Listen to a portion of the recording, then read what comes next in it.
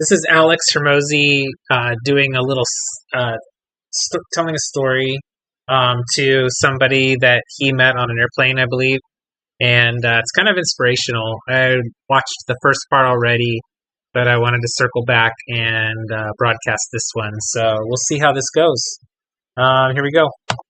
How to get out. I didn't have time to answer you when I was walking, but I wanted to take this minute to give you a longer answer. I'll read you the tweet, maybe we'll put it up on the screen. To Ivante, the young man who stopped me at the grocery store working 2 jobs with a 1-year-old who asked advice on how to get ahead. I gave you a short answer because I was in a rush and it ate at me. So if you follow me here, maybe you'll read this. What you're going through is tough. Being so young and already having to support a child is not easy, but you'll have the opportunity to become an amazing inspiration in a way I never could. Your success story will become your sermon. That being said, onto the advice. You're going to need to assume that luck isn't real, or that it applies to everyone else but you, because the only way you're going to get out of your surroundings is by having something of value that other people want. And right now, the only thing you have is your time with low skills to trade, which is a hard game to play. You have to trade a lot of it only to get a little. So your main objective is to have the time to learn a skill while providing for your family. That means in the short term, your family may have to suffer. Scratch that. Your family will suffer. But better now when they're too young to remember than when they're too old to forget. Again, not forever, but for now. So these are the things you're going to have to do. And this isn't dabble stuff. This is wake the fuck up, because if you don't, you're going to blink and be 30 and in the same spot, but worse. Number 1, cut all costs. And I mean all costs. You don't eat out anymore for anything. And if you're hungry, you deal with it. If it's not from a discount grocery store, you don't buy it. Clothing,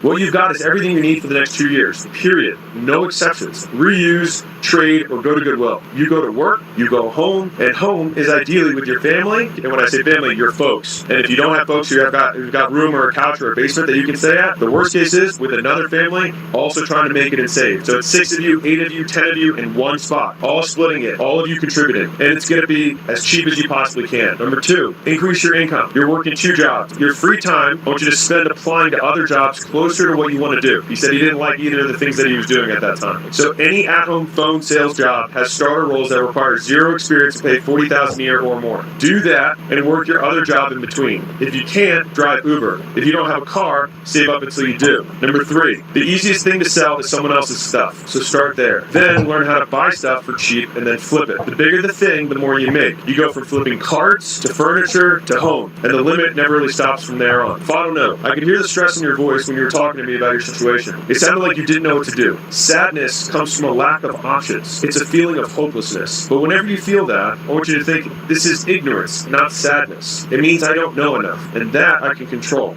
You asked me to come work for free, but I have no need for low-skilled labor. But I do have a need for high-skilled beasts. It's why I make the books and the courses and the content everywhere for free. So use those. Then get yourself a high-paying job. And every day apply for higher-paying ones. I recommend sales to start. Then once you get in there, for the love of God, work until your fingers bleed because you have no other option. You have no luck. Nothing is going to work out for you. You're not going to catch a break. You're going to have to make it happen. You're going to have to force it. You've got to become undeniable. And the best news is that you can do that in less than a year. So that's my advice. Number 1, cut all your costs, everything. Number 2, work more to make more and apply to better jobs and then learn to sell. 3, start selling more expensive stuff and then eventually sell your own. The game is just trading up over and over and over again. You're just a few trades away from a very different financial situation. So Monte, I wanted to add on top of that, you're in a tough spot, and I think some of the words I probably just said to you might have hopefully hit home somewhere. But one of the hard things that you got going on right now is like, when I saw you, you were wearing relatively nice clothes. And I wasn't going to like bash you on it when I saw you, but I want to take the opportunity to say, like, you know better. You know what I mean? Like, you know that, like, if you're struggling with money, that's the last thing that you should spend money on, right? And I think one of the difficulties, especially when you're younger, is you've got your friends, you got your family, and especially if they're all poor, then they have terrible views around money. They might not approve of all the stuff you're learning on the internet and trying to try these new things out. And the real is like, you're going to fail a lot. And they're going to say, see, told you so. And the tough part is they're going to be right most of the time. Except it's one of those things where it's 99% right, but 100% wrong. Is that anybody who bets against you for this thing being the thing is usually going to be right. It's just like a parent who says, you're going to break up with this person, you're going to break up with this person, you're going to break up with this person. But they're right with every single person you ever date, except for the person you married. And then they're 100% wrong. And if you have the perspective of listening to that, it can be incredibly disheartening. And so, number 1 is, I want you to go on a different information diet. So you need to be able to ignore all the stuff that they're giving you, because like the best way to stay poor is to listen to poor people about how to get rich. You're already taking great steps by like watching content and doing this stuff. Just keep doing more of that, and I'm sure your girl 12-year-old, you have your baby with, that's your world. Like, anybody who's not trying to build a Vontae 2.0 with you doesn't deserve your time. Because, like, right now, you have a wallet of money and you got a wallet of minutes. And, like, every single person you're choosing to pay minutes to or pay dollars to has to earn their keep. And earning their keep in this season of your life is them helping you get to where you want to go. Now, I don't know what you're making in your job. I'm just going to assume the extreme scenario of you're making minimum wage at both jobs and you're working 80 hours doing that. I get it, and I respect the hustle, which is why I'm making this video. You need to get more for your time. And right now, the extra time on top of that 80 is you sleeping and probably spending time with your kid. And what I'm going to say, people in your surroundings will say, like, that guy's extreme, or that guy, he's not balanced. And the answer is yes, I am extreme, and I am unbalanced. For the season that you're in, I think you should be too. Because the thing is, it's like, if you don't take action on this, 5 years is going to go by and nothing's going to change because you're not going to get ahead. Like, you need to get your head firmly above water because you probably barely feel like you can keep your head above surface, right? That's where all that stress is coming from. And you don't know what to do. So to get the water lower, you've got to lower your time budget and your money budget. And I want to go really extreme with you. And I'm not telling you to do anything I didn't do, all right? I owned my car in cash, which I think was a $5,000 or $6,000 car. And I slept in a room with another dude in a house that had 6 other people in it, and we all split it. So I wasn't in a terrible neighborhood. I just paid $400 a month in a nice neighborhood because I didn't have my own place. And so I had to split my kitchen. And I had to deal with the fact that 3 of them had dogs and was shit and piss everywhere all the time. It sucked. But you know what would have sucked more? Not being able to have the money to buy the courses and the seminars and the workshops that I was able to attend with the extra that I saved so I could learn my next skills. And so right now, food and shelter is the only thing you spend money on, and you're going to drop everything else. And you're going to drop those expenses to the greatest degree possible. And either your girl is working, and if she's working, then you can have childcare. If she's not working to take care of the kid, then you need to say, listen, sweetie, like, I got to do this for us right now. And so, like, you're putting your sacrifice in, which is you're sacrificing your career so you can be with the kid. I need to sacrifice the kid right now so I can have the career, so that together as a family we're balanced rather than the individual. So there's 2 levels of balance I want you to think about. One is the macro, which is like you can be balanced over your lifespan. When you're retired, you'll have more time. You can go to Europe. You can do whatever the other stuff is, right? And also you can be balanced in a family unit. Your wife might spend more time with the kid than she does in her career, but you're going to spend more time in your career than you do with the kid for now. Cut out the people who are taking your time. Easy way to see this is like, if the people in your life don't have bigger dreams for you than you do, ignore all of their advice. Let's just ignore them entirely. And I know that that's simple to say and hard to do, but you're in a hard situation. And I think the question is whether you can be harder than your circumstances right now. And you have to be to get out of this. Luck has already dealt you a shit hand. Let's assume he's never going to give you the right hand. You're never going to get lucky, but you still need to win. And so now it's like, how do I do that? If you have a car, you can have more flexible hours if you drive Uber. That's something that I recommend for a lot of people. If you don't have a car, you need to save up as fast as you can to get one. Buy one in cash, negotiate, try and get yourself $5,000 to $10,000 car in cash. So you don't have payments, you just have the insurance, which because it's a cheap car will be less. The remainder of your time, and you got to tell your lady this, is like, I'm going to be spending 4 hours a day, every day, watching these videos, and this isn't me doom scrolling on YouTube. I need you to pick one skill that you want to have and only consume stuff about that. This is my one thing I'll let you buy. It's a timer you can buy for $5, not your phone. And you set the timer and you set it for those 4 hours a day. And every time you look away, you stop the timer. You do 4 hours of real work of studying the skill. After you've done enough of that work and you're like, well, what's enough? 20 hours? Like, you're like, oh, I could do that soon. Yeah, I know. That's what I'm telling you. You can get out of this fast. You can switch those 4 hours of you learning the basics of that skill to spending the rest of your time being the most amazing applicant to new jobs that exist in the world. I didn't say go apply to jobs. I said be the best candidate that has ever applied. And you're like, I don't have experience. And you can address that. Like, what I don't have an experience, I will make up for and hustle. And you prove that by messaging multiple people at every company with a snippet personalized to each of them. You know what other people do? Like, they take a half step. They copy and paste the same thing to all 4 people. And you know what the 4 people do? Yeah, he copy and pasted the same message to me. Don't do that. Be personal. Look at the HR recruiter. Look at the head of talent. Look at director of whatever. And message each of them on LinkedIn. If you don't have a LinkedIn, go get one. It's free. And when you submit your resume, put a personalized cover letter on it after reading from the website what that business is about. When you read the job description, good job descriptions say what they want the person to do. And say, like, I will be able to help do this thing because of these things, right? And especially a lower level role, your resume is not going to matter as much. Don't let anybody around you say that or fool you into that. What will matter, especially for low level roles, is hustle. So every employer wants to see is somebody who's going to go out of their way to go above and beyond. And so you demonstrate that you're going to go above and beyond. And guess what's going to happen? You're going to do this for 5 different places. You're going to write a custom thing. It's going to take you 4 hours to do the research, write the custom thing, message 20 people because it's going to be 4 people at all 5 places. You know what's going to happen? Nothing. because you're not lucky. So what are you going to have to do? Got to be undeniable. Do you think if you applied to 1,000 places like that over the next 6 months, you wouldn't get a job? I think you would. Do you think if like after you got off your shift, you drove over and you said, hey, I just want to let you know, not in a creepy way, you say, hey, just want to let you know, I applied to put my resume, I messaged a couple of you guys, I just want to let you know I'm really excited about the opportunity, don't want to be overbearing, but if you guys would give me a shot, I promise I will work harder than any other candidate here. And I'd like to just show you that I'm demonstrating that by these things. So you're like, I have proof that I'm saying, I'm not just making this up, I have proof that I will work harder. And you know what'll happen?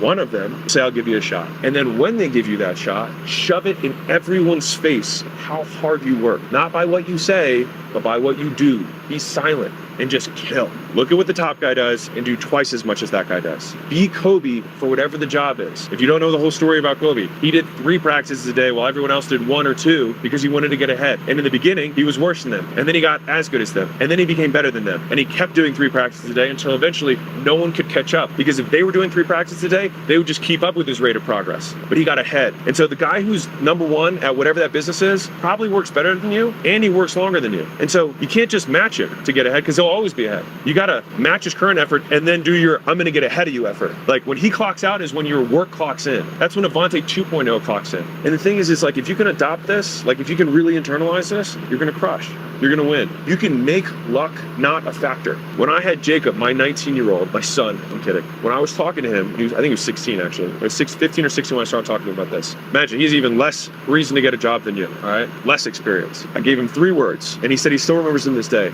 I said, volume negates luck.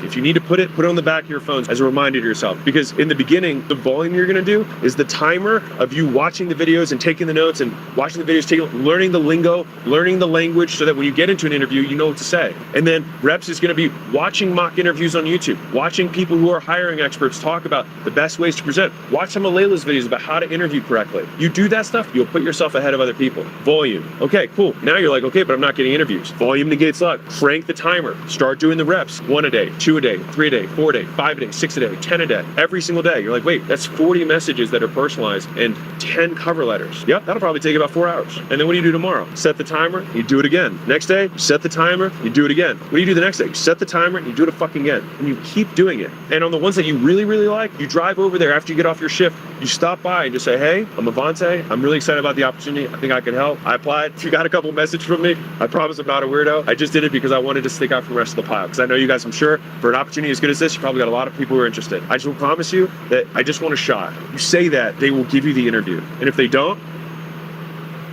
someone will. And once you do get that job and you work harder than everyone else, you turn the dial.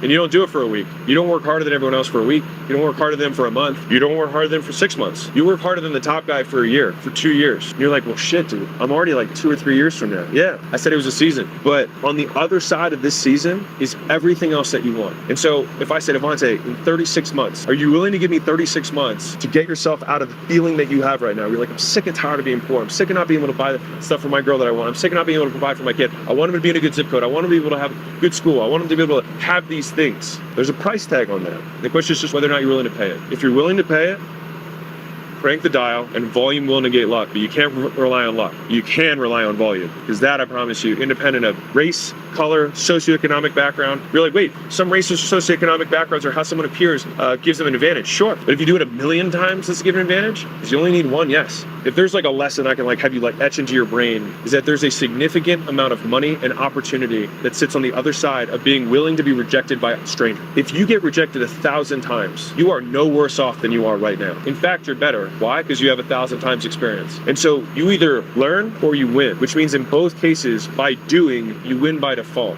I'll give you a little analogy. So let's say you and your buddy are thinking about asking a girl to prom. It'll make sense in a second. And your buddy's like, man, I want to ask Nicole. And you're like, all right, man, why don't you go ask her? It's like, what if she says no? He's like, well, then you're in the exact same position you are now, which is you have no prom date. You will also have no prom date, but you'll have experience of asking one girl. What happens when you talk to the next girl? You'll probably be a little less nervous, and you'll probably realize that you'll survive. You will live if you hear a no. And if you ask 100 girls, do you think one of them will say yes to your prom date? Probably. And in that situation, what are you now? Better off than you were before you asked. The moral of the story there is that you lose nothing from no. You only stand something to gain from yeses. And one yes can change your entire life. And so if you're willing to be rejected and see the rejections as you learning, meaning you win, and see the yeses as you also winning, then you can't lose. And everybody else around you who's poor is going to convince you otherwise. They're going to be like, why are you still doing this? Man, stop bothering those people. Man, you're never going to get the job. And you need to readjust your expectations. Set your goals lower. Hey, that stuff's not for us, right? They're going to tell you those things. Because the thing is that you have something that I do not have and that many people won't have, is that you have a hard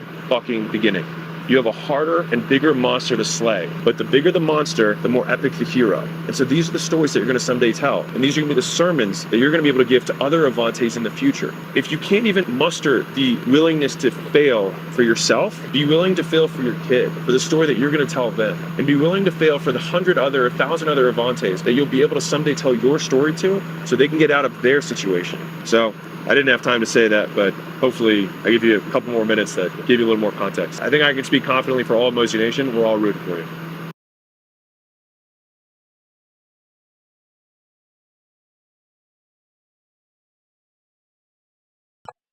I love that. And I'm gonna pause this. Oh, looks like there's another one starting, but what a great story. And I don't know if that really applies to me in my life. But there are some good things that I can learn from that. Specifically, I'm trying to learn some new skills, and one of them being content creation and videos, and the 4 hours a day until you make it is pretty powerful. And then volume negating luck. I liked that too. The other thing is that I thought of a few people that really could possibly benefit from listening to this. One being Michael, or but I'm just I think that there's anybody who's wanting to make it and do better could gain from a lot of the things that he was sharing. So anyway, hope you enjoyed that as much as I did, and take care. Bye bye.